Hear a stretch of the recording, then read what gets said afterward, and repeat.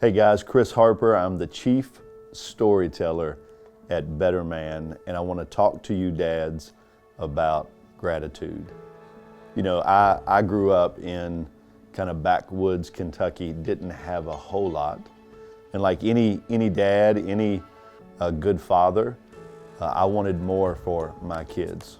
I have 4 kids now, all are under the age of 14, and they have more than I could ever imagine.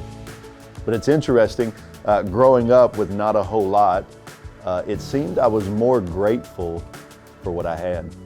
Oftentimes in my kids' lives and my kids' hearts today, I see a lack of gratitude. So one of the things I try to teach my children is the power of gratitude. You see, gratitude takes what you have and makes it enough. So I'm super diligent as a father to show them everything they have to be thankful for, to remind them of what God has blessed them with. You know, the number 2 commandment in the Old Testament is the word remember.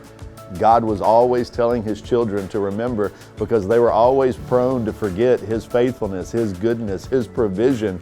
And just like Israel then, my children today and even myself, I'm prone to forget. I need to remember everything that God has done for us. So we have this little gratitude exercise.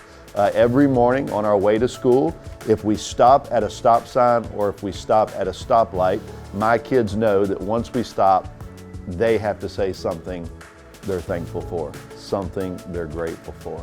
So every time we come to a stoplight, every time we come to a stop sign, they have to express gratitude. And after a few months of doing that, it was funny.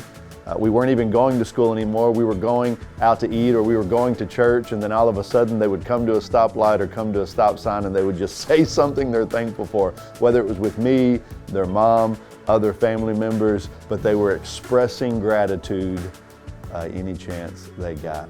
So that's one of the ways I cultivate gratitude in the hearts and the minds of my children. Remember, gratitude takes what you have and makes it enough.